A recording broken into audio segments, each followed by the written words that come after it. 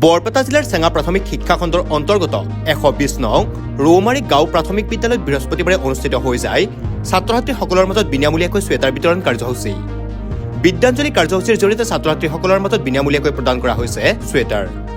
পুৱা 9 বজাত অনুষ্ঠিত হোৱা ছুৱেটাৰ বিতৰণী সভাখনত সভাপতিত্ব কৰে বিদ্যালয়খনৰ পৰিচালনা সমিতিৰ সভাপতি ৰফিকুল ইছলামে।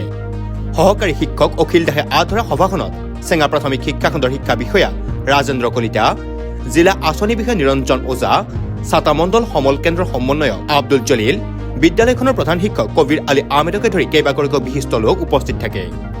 চেঙা প্ৰাথমিক শিক্ষা খণ্ডৰ শিক্ষা বিষয়া ৰাজেন্দ্ৰ কলিতাই শিক্ষক, ৰাইজ তথা পৰিচালনা সমিতিৰ চিন্তা চৰ্চাক ধন্যবাদ জ্ঞাপন কৰি বস্ত্ৰদান মহান দান বুলি মন্তব্য প্ৰদান কৰে। বিদ্যালয়খনৰ শিক্ষকবৃন্দ, পৰিচালনা সমিতিৰ বিষয়ববীয়া সদস্যাৰ লগতে ৰাইজৰ সহযোগত বিদ্যাঞ্জলি কাৰ্যসূচীৰ জৰিয়তে বিদ্যালয়খনৰ 150 গৰাকী ছাত্ৰ-ছাত্ৰীক বিনামূলীয়াকৈ প্ৰদান কৰে ছুৱেটাৰ।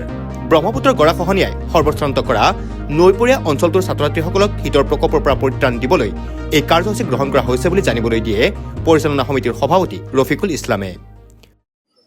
এই সুযোগতে 120 নম্বৰ ৰৌমাৰী গাঁও প্ৰাথমিক বিদ্যালয়ৰ যি SMCৰ সদস্য আছে, এই গাঁৱৰ সকলো ৰাইজ তথা এই বিদ্যালয়ৰ শিক্ষক শিক্ষয়িত্ৰীসকলক আমি সমগ্ৰ শিক্ষা বৰপেটাৰ ফালৰ পৰা ধন্যবাদ আৰু কৃতজ্ঞতা জনাইছোঁ। কাৰণ এই গাঁৱৰ ৰাইজ, SMC আৰু এই বিদ্যালয়ৰ শিক্ষক শিক্ষয়িত্ৰীসকলে আমাৰ বিদ্যাঞ্জলি কাৰ্যসূচীৰ জৰিয়তে এই বিদ্যালয়ৰ ছাত্ৰ ছাত্ৰীসকলক 150 ছাত্ৰ-ছাত্ৰী আছে, এই 150 ছাত্ৰ-ছাত্ৰীসকলক ছুৱেটাৰ প্ৰদান কৰিছে। গতিকে আমি ভাবোঁ বৰপেটা জিলাৰ সকলো বিদ্যালয়ৰ SMC হওক, ৰাইজ হওক, আমাৰ শিক্ষক শিক্ষয়িত্ৰী হওক, তেওঁলোকে যাতে ছাত্ৰ-ছাত্ৰীসকলৰ কাৰণে হাত উজান দিয়ে, বৰঙণি আগবঢ়ায়, তাৰ কাৰণে আমি সকলোকে আহ্বান জনাইছোঁ। 120 নম্বৰ ৰৌমাৰী গাঁও প্ৰাথমিক বিদ্যালয়ৰ শিক্ষক আৰু SMCৰ সদস্য ৰাইজে আমাৰ এই বিদ্যালয়ৰ যিখিনি ল'ৰা ছোৱালী আছে সিহঁতক একোটাকৈ ছুৱেটাৰ দান দিছে বিদ্যাঞ্জলিৰ অধীনত। আৰু তেখেতসকলক মই এই চেগতে ধন্যবাদ জনাওঁ।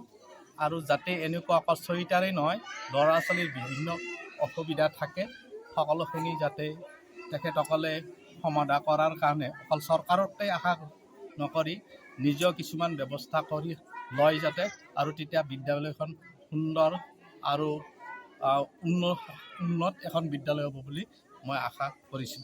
ধন্যবাদ।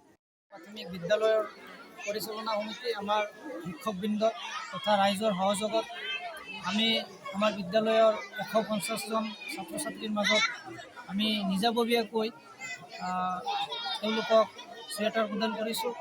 আমি কিছুদিন ধৰি এই স্কুলত দেখা পাইছোঁ যে আমাৰ এই অঞ্চল, বিশেষকৈ গৰাখহনীয়া অঞ্চল, খুব দুখীয়া ল'ৰা ছোৱালী, তেওঁলোকৰ উপাৰ্জনৰ কোনো ৰাস্তা নাই। কিছুমানে ইমান ঠাণ্ডাত তেওঁলোকে স্কুলত আহিছে কেৱল এখন চোলা পিন্ধি, চৰকাৰে দিয়া চোলা পিন্ধি, তেওঁলোকে ঠাণ্ডাৰ কোনো কাপোৰ আমি দেখিবলৈ পোৱা নাই। যাৰ বাবে আমি এটা ৰাইজৰ সহযোগত তথা পৰিচালনা আৰু শিক্ষকবৃন্দৰ সহযোগত তেওঁলোকক আমি নিজাববীয়াকৈ নিজৰ পকেটৰ পইচা দি আমি তেওঁলোকক 150খন ছুৱেটাৰ দিবলৈ আজি সক্ষম হৈছোঁ। আৰু আজিৰ এই কাৰ্যসূচীত আমাৰ জিলা আঁচনি বিষয়া নিৰঞ্জন ওজা ছাৰ, আমাৰ খণ্ড উন্নয়ন প্ৰাথমিক বিষয়া ছাৰ, তেখেতসকলে উপস্থিত আছিল। ছাতা মণ্ডল কেন্দ্ৰৰ সমন্বয়ক আব্দুল জলিল ছাৰ উপস্থিত আছিল। তেওঁলোকৰ সহযোগত আমি আজি আমাৰ এই কাৰ্যসূচী পালন কৰিছোঁ। আৰু কাৰ্যসূচীটো সফলমণ্ডিত বুলি আমি ভাবিছোঁ। আৰু পৰৱৰ্তী সময়ত আমি ৰাইজ আৰু শিক্ষকবৃন্দৰ সহযোগত পৰিচালনা কমিটিয়ে আৰু ছাত্ৰ ছাত্ৰী তথা স্কুলৰ হকে ভাল কাম কৰি যাম বুলি প্ৰতিশ্ৰুতি দিছোঁ।